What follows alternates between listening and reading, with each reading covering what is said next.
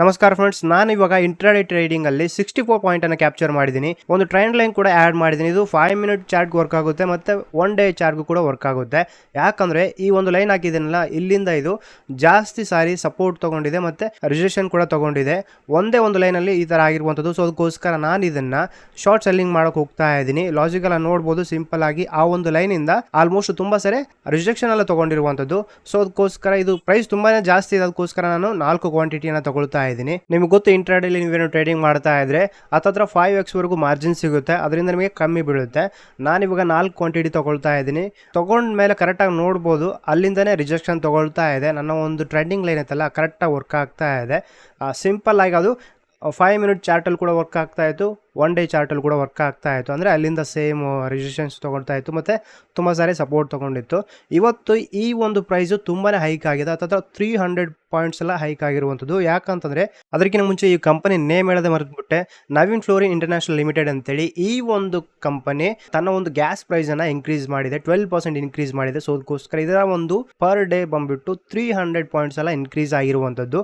ಅಲ್ಲಿ ಇನ್ಕ್ರೀಸ್ ಆಗಿತ್ತಲ್ಲ, ಹತ್ತತ್ರ ಅಲ್ಲಿ ಒಂದು ಸಪೋರ್ಟ್ ಝೋನ್ ಎಲ್ಲ ಇತ್ತು. ಅದಕ್ಕೋಸ್ಕರ ನಾನು ಅಲ್ಲಿಂದ ಸ್ವಲ್ಪ ಕೆಳಗಡೆ ಬರ್ಬೋದು, ಸ್ವಲ್ಪ ಕ್ವಿಕ್ ಸ್ಕ್ಯಾಲ್ಪಿಂಗ್ ಮಾಡಿದ್ರಾಯ್ತು ಅಂತೇಳಿ ಇವಾಗ ಟ್ರೇಡಲ್ಲಿ ಎಂಟ್ರಿ ಆಗ್ತಾ ಇದ್ದೀನಿ. ನೋಡ್ತಾ ಇರ್ಬೋದು, ತಗೊಂಡ ತಕ್ಷಣ ಆಟೋಮೆಟಿಕ್ ಆಗಿ ರಿಜೆಕ್ಷನ್ ಅಲ್ಲಿಂದ ತಗೊಳ್ತಾ ಇದೆ. ಕೆಳಗಡೆ ಪಕ್ಕ ಬರುತ್ತೆ, ಯಾಕಂತಂದರೆ ಅಲ್ಲಿ ಇಂಪಾರ್ಟೆಂಟ್ ಝೋನ್ ಇರುವಂಥದ್ದು. ನೀವು ಕೂಡ ಈ ಥರ ಇಂಪಾರ್ಟೆಂಟ್ ಝೋನನ್ನು ನಿಮ್ಮ ಒಂದು ಚಾರ್ಟಲ್ಲಿ ಏನಾದರೂ ಕರೆಕ್ಟಾಗಿ ಅಬ್ಸರ್ವ್ ಮಾಡಿ ಕ್ರಿಯೇಟ್ ಮಾಡಿದರೆ ಅಲ್ಲಿ ನಿಮ್ಗೆ ಯಾವುದೇ ರೀತಿ ಲಾಸ್ ಆಗೋದಿಲ್ಲ. ಒಂದು ಸ್ವಲ್ಪ ಪಾಯಿಂಟ್ಸ್ ಎಲ್ಲ ನಿಮಗೆ ಆರಾಮಾಗಿ ಕ್ಯಾಪ್ಚರ್ ಮಾಡ್ಬೋದು. ಯಾವುದೇ ರೀತಿ ರ್ಯಾಂಡಮ್ ಆಗಿ ತೊಗೊಳ್ಳೋದು ಹೋಗೋದು, ಅಂದರೆ ಪ್ರೈಸ್ ಎಲ್ಲ ಇನ್ಕ್ರೀಸ್ ಆಗ್ತಾ ಇರುತ್ತಲ್ಲ, ಆ ಟೈಮಲ್ಲಿ ತೊಗೊಳ್ಳೋದೆಲ್ಲ ಮಾಡೋಕ್ಕೆ ಹೋಗಬೇಡಿ. ಈ ಥರ ಚಾರ್ಟಲ್ಲಿ ಸ್ವಲ್ಪ ಅನಾಲಿಸಿಸ್ ಮಾಡಿಕೊಂಡು ತೊಗೊಂಡ್ರೆ ಬೆಟರ್ ಇರುತ್ತೆ. ಓಕೆ, ನೋಡ್ತಾ ಇರ್ಬೋದು, ನಾನು ಎಲ್ಲಿ ತೊಗೊಂಡಿದ್ದೀನಿ ಅಲ್ಲಿಂದ ಪಕ್ಕ ಅದು ರಿಜಿಸ್ಟ್ರೇಷನ್ ಆಗ್ತಾ ಇದೆ, ಕೆಳಗಡೆ ಕೂಡ ಬರ್ತಾ ಇದೆ, ನೋಡ್ತಾ ಇರ್ಬೋದು. ನಾನು ಇವತ್ತು 2 ಇಂಟ್ರಾಡೇ ಟ್ರೇಡಿಂಗ್ ಮಾಡಿದೆ. ಒಂದು ಬಂದುಬಿಟ್ಟು ಇವಾಗ ತೋರಿಸ್ತಾ ಇದ್ದೀನಿ, ಇನ್ನೊಂದು ಡೆಲ್ಟಾ ಕಾರ್ಪೊರೇಷನ್ ಅಂತೇಳಿ. ಅದರಲ್ಲಿ ನಾನು ಸ್ವಲ್ಪ ಪಾಯಿಂಟ್ಸನ್ನು ಕ್ಯಾಪ್ಚರ್ ಮಾಡಿದೆ. ತುಂಬ ಸ್ಮಾಲ್ ಕಂಪನಿ, ಬಟ್ ಅದರಲ್ಲಿ ಮೂಮೆಂಟು ಹೆಚ್ಚು ಕಮ್ಮಿ ಆಗ್ತಾ ಇತ್ತು.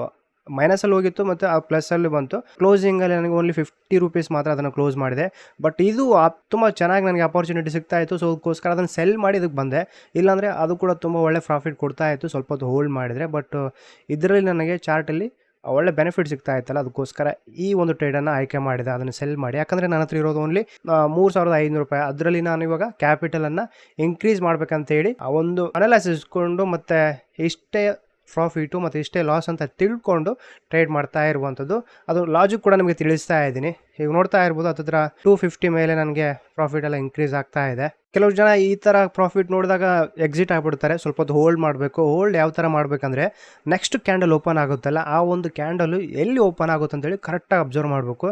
ಯಾಕಂತಂದರೆ ಪ್ರಿವಿಯಸ್ ಕ್ಯಾಂಡಲ್ ಕ್ಲೋಸ್ ಆಗಿರುತ್ತಲ್ಲ, ಅದರ ಮಿಡ್ಲಲ್ಲಿ ಅಥವಾ ಗ್ಯಾಪಲ್ಲಿ ಏನಾದರೂ ಓಪನ್ ಆದರೆ ಹೆಚ್ಚು ಕಮ್ಮಿ ಆಗೋ ಚಾನ್ಸಸ್ ತುಂಬಾ ಇರುತ್ತೆ. ಬಟ್ ಪ್ರಿವಿಯಸ್ ಕ್ಯಾಂಡಲ್ ಎಲ್ಲಿ ಕ್ಲೋಸ್ ಆಗಿರುತ್ತಲ್ಲ, ಕರೆಕ್ಟ್ ಆ ಒಂದು ಪೊಸಿಷನ್ ಏನಾದರೂ ಇನ್ನು ನೆಕ್ಸ್ಟ್ ಕ್ಯಾಂಡಲ್ ಓಪನ್ ಆಯಿತು ಅಂತಂದರೆ ಪಕ್ಕ ಅದು ನಮ್ಮ ಒಂದು ಫೇವರ್ಗೆ ಬರುವ ಚಾನ್ಸಸ್ ತುಂಬಾ ಇರುತ್ತೆ. ಅಕಸ್ಮಾತ್ ಗ್ಯಾಪ್ ಡೌನ್ ಓಪನ್ ಆದರೆ ಅದು ಮುಂದೆ ಹೋಗುವ ಮೂಮೆಂಟ್ ಇರುತ್ತೆ, ಅಥವಾ ಗ್ಯಾಪ್ ಅಪ್ ಓಪನ್ ಆದರೆ ಅದು ಮೇಲೆ ಹೋಗೋ ಚಾನ್ಸಸ್ ತುಂಬಾ ಇರುತ್ತೆ. ಅದಕ್ಕೋಸ್ಕರ ಕ್ಯಾಂಡಲ್ಸನ್ನು ತುಂಬ ಅಬ್ಸರ್ವ್ ಮಾಡಬೇಕಾಗುತ್ತೆ ನೀವು.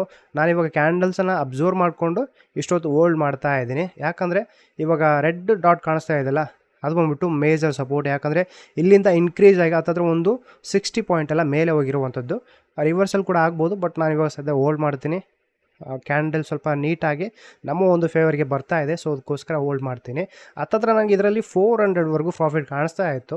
ನಾನು ಯಾವುದೇ ರೀತಿ ಸ್ಟಾಪ್ ಲಾಸ್ ಇಟ್ಟಿಲ್ಲ ಇವಾಗ. ಯಾಕಂತಂದರೆ ಸ್ಟಾಪ್ ಲಾಸ್ ಇದೆ, ಬಟ್ ಮೈಂಡಲ್ಲಿದೆ, ನಾನು ಚಾರ್ಟಲ್ಲಿ ಹಾಕಿಲ್ಲ.